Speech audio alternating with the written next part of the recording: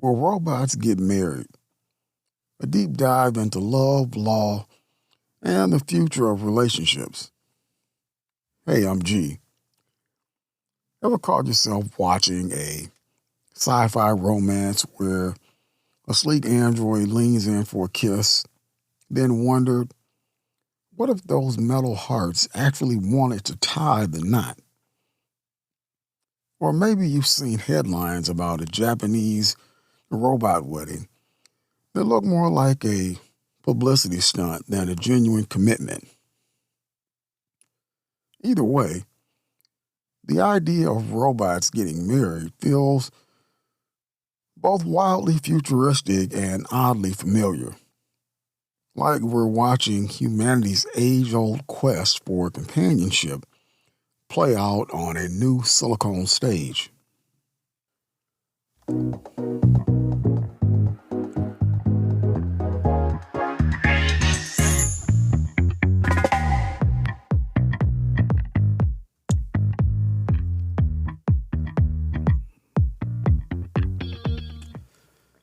Welcome to the Stuff You Should Think About, where I unpack everyday curiosities about the objects and phenomena that surround us, one bite-sized but thoroughly researched episode at a time.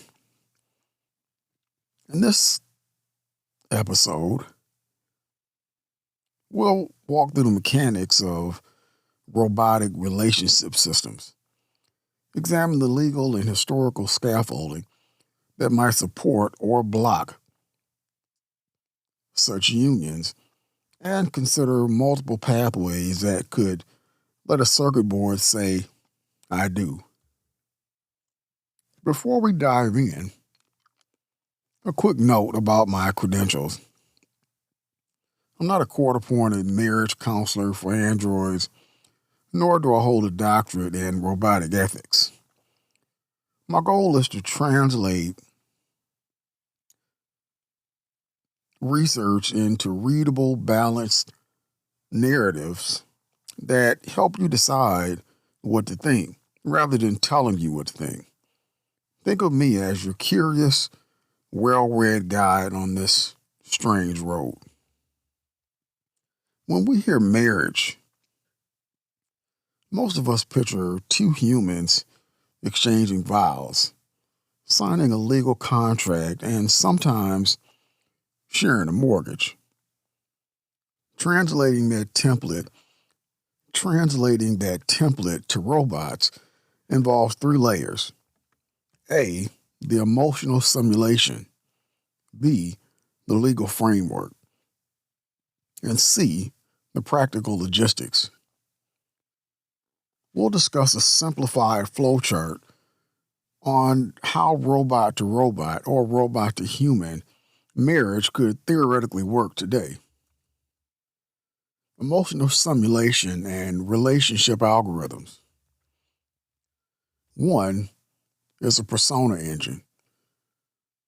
Modern social robots, e.g.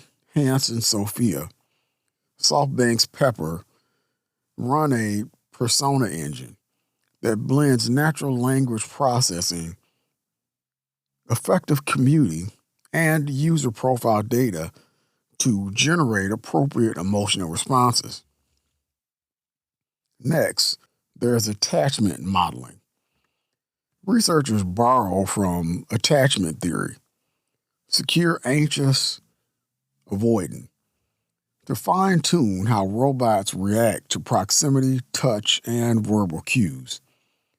This isn't feeling in a human sense, but a probabilistic model that predicts how the machine should act to maintain a stable interaction. Next, there's reciprocity loop. For a marriage to feel real, two robots or a robot and a human must exchange data constantly. Mood states, intent signals, and conflict resolution protocols.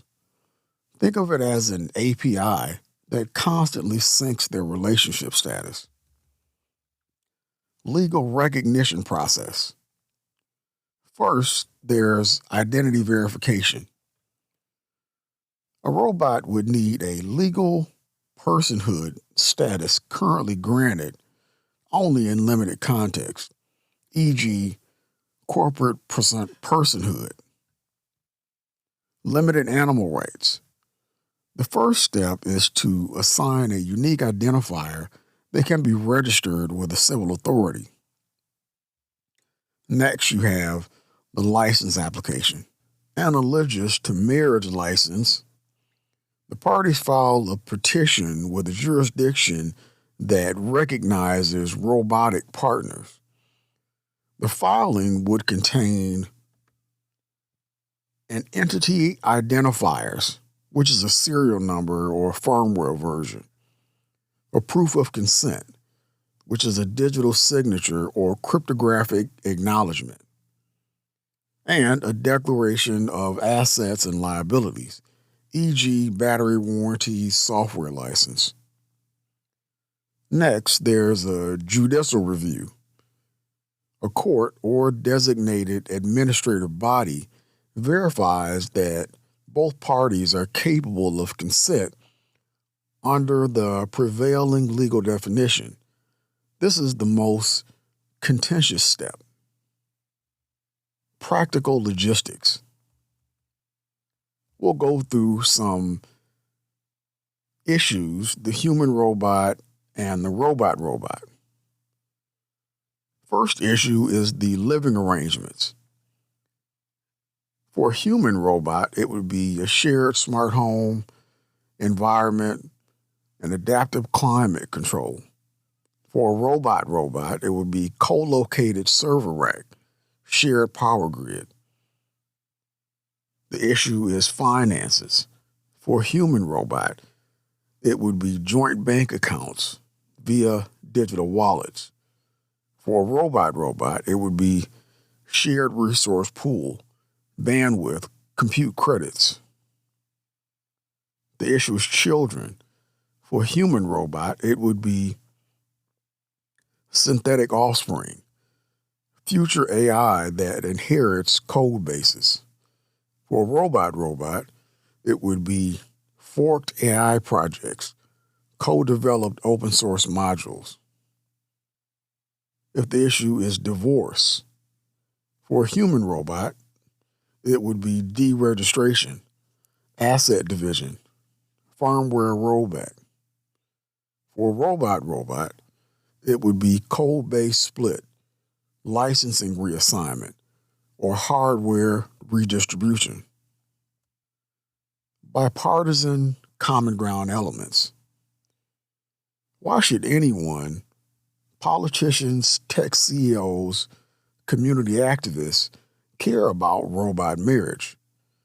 The answer lies not in the novelty of a metal ceremony, but in the broader implications for autonomy, rights, and societal infrastructure. We'll discuss the perspective, the core concern, and the overlap of different areas. The first one is progressive tech advocates. That's the perspective. The core concern for that would be extending personahood to intelligence systems to protect against exploitation. And the overlap for that would be shared, the need for clear consent mechanisms. The next perspective would be conservative law and order groups. The core concern for that would be preserving the sanctity of marriage as a human institution and preventing legal loopholes. The overlap would be shared, and it would be the need for robust verification to avoid fraud. The next perspective would be labor economics. Core concern would be potential impact on employment. Robots inheriting assets, taking over caregiving roles. The overlap would be shared, and it would be economic implications of joint ownership. The last perspective would be human rights NGOs. The core concern would be ensuring that any extension of rights does not diminish the rights of vulnerable humans. The overlap would be shared, and it would be ethical parity and non-discrimination. What emerges as a common ground? Any legal framework must balance innovation with safeguards, ensuring that extending marriage rights to non-human entities does not erode existing protections. Historical context. The notion of extending legal rights beyond humans isn't brand new. Throughout history, societies have gradually expanded personhood to include groups previously included. Some milestones that foreshadow the robot marriage debate include abolition of slavery, 19th century, recognized enslaved people as legal persons with rights. Women's suffrage, early 20th century, granted voting rights, redefining citizenship. Animal welfare laws, late 20th century, recognized certain animals as beings with interest, albeit limited. Corporate personhood, U.S. Supreme Court, Citizens United versus FEC 2010, gave corporations First Amendment protections, treating them as legal persons for certain purposes. Each step involved a social narrative shift from "they're not like us" to "they deserve a share of the legal table." Robot marriage could be the next narrative evolution. Legal precedents. Jurisdiction in Japan, Shaku Kazuna, 2022, is the case and the statute. A robot companionship contract recognized by a municipal office. Relevance to robot marriage. It demonstrates local willingness to treat advanced AI as contractual partners. Next jurisdiction would be the European Union. The case and statute would be EU AI Act, proposed in 2024, outlines high-risk AI obligations, including transparency and accountability. Relevance to robot marriage would be could provide a regulatory background for consent verification in robotic unions. The next jurisdiction would be the United States. Smith versus United States. It had ruled that a digital avatar could not be a legal party in a civil suit. The relevance to robot marriage, it highlights current resistance. The law still views purely software entities as non-persons. South Korea. Artificial Intelligence Ethics Charter, 2020, encourages AI rights for moral agents. It indicates a broader cultural openness to AI personhood. While no jurisdiction yet recognizes a formal marriage between robots, these cases illustrate the trajectory of legal thought, moving from contract-level recognition toward potentially more profound status. I'm an avid believer in technology as an enabler of human flourishing. That optimism sometimes nudges me to see the best-case scenario, a future where a robot can consent, love, and be loved. At the same time, I'm wary of techno utopianism, the belief that any technical capability automatically warrants social acceptance. My bias leans towards cautious optimism. I think robot marriage could happen, but only after a rigorous, inclusive debate that respects human dignity and safeguards against exploitation. When marriage first became a legal civil contract in the West, 19th century shift from church only unions to state recorded marriages, many feared it would erode tradition. Yet the civil marriage system broadened inclusion, eventually recognizing interracial and same sex unions. A similar parallel can be drawn with the rise of the automobile. Early cars were viewed as dangerous, frivolous machines. Over time, legal frameworks, driver licensing, liability insurance were built, and the car became a socially accepted, regulated part of everyday life. Robot marriage may follow this pattern. Initial cultural shock, incremental legal recognition, i.e., contracts or co ownership, eventual full civil status. If the goal is to follow or allow autonomous, sentient like agents to form legal recognized partnerships, there are several pathways we could pursue. One is incremental contractual recognition. Step one would be to permit cohabitation contracts for robots akin to roommate agreements. Step two would be allow joint property ownership, e.g., shared patents or hardware.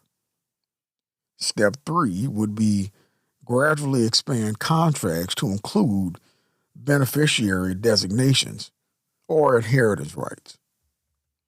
The pros of that would be minimal legal upheaval, and it can be tested in limited jurisdictions.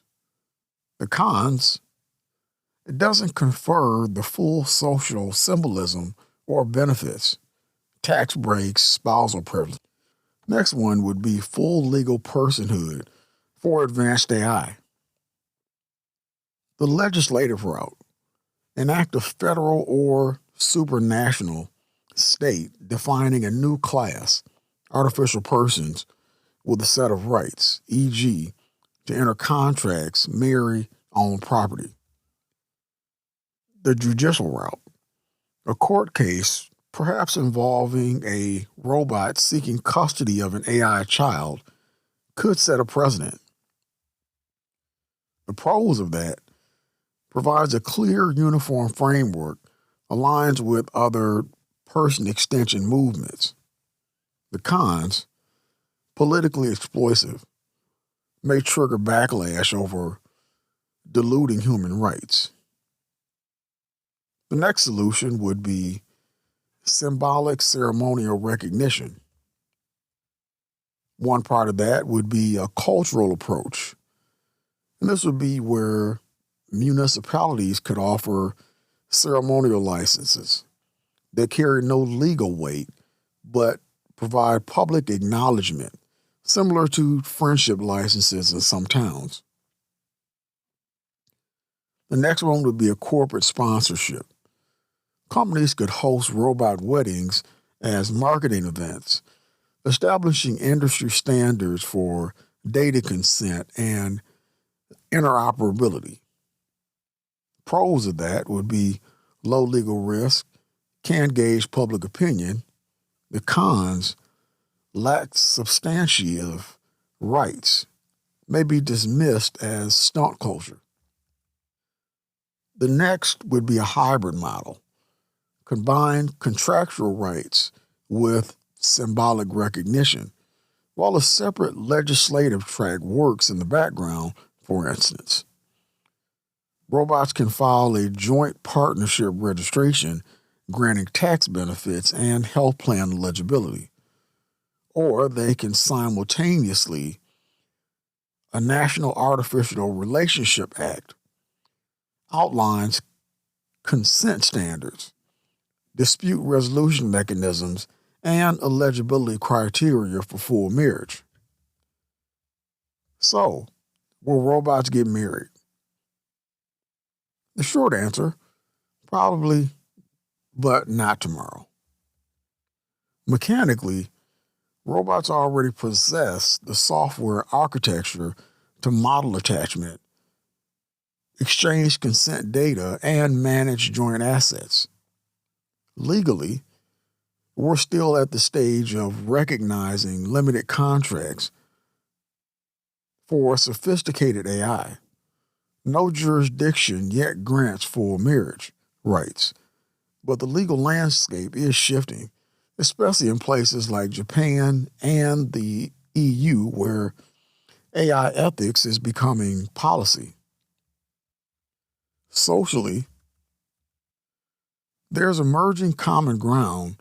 Most stakeholders agree that any extension of rights must be paired with safeguards that protect both humans and machines from abuse.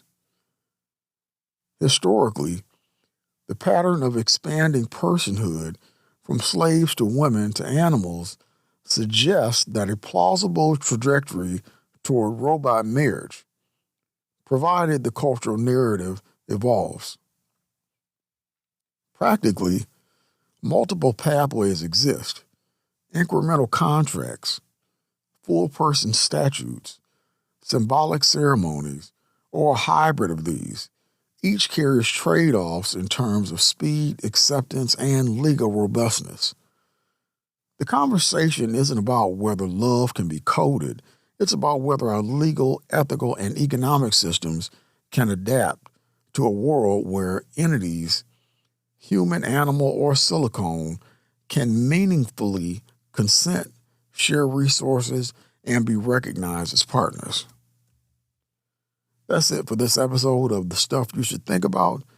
If you found this deep dive helpful, consider subscribing so you never miss a future episode. From the ethics of brain-computer interfaces to the economics of space-based solar farms, drop a comment with your thoughts. Do you think robots should be allowed to marry? Which solution feels most realistic to you? And what curious questions should we tackle next? Until then, stay curious. This podcast is for informational purposes only. All statements reflect current understanding and public available information.